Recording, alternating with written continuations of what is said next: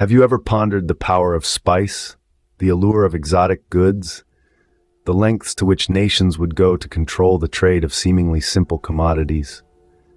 To understand, we must travel back in time to the age of exploration and trade, where the bitter rivalry between the English and the Dutch reached its boiling point over the control of the Eastern trade.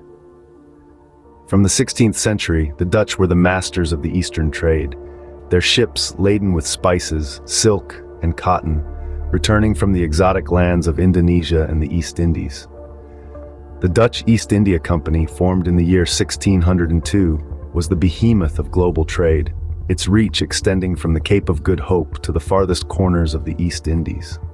However, the rise of the English in the Eastern trade in the early 17th century posed a formidable challenge to the Dutch.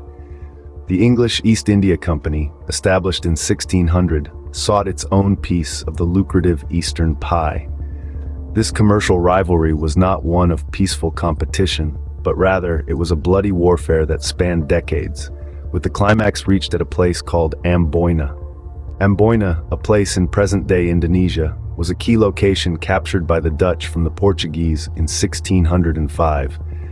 It became the stage for a horrifying massacre in 1623, where 10 Englishmen and 9 Japanese fell victim to the Dutch.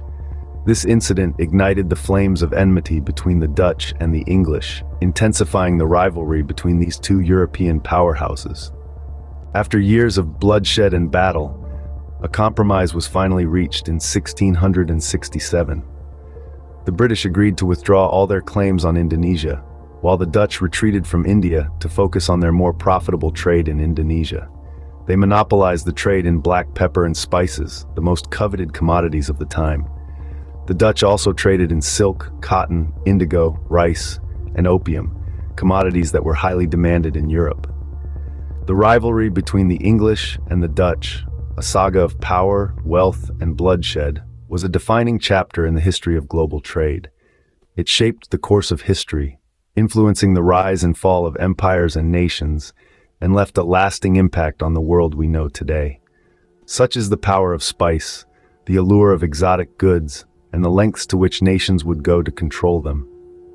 So the next time you sprinkle some pepper on your meal, remember the bitter rivalry and the bloodshed it once incited.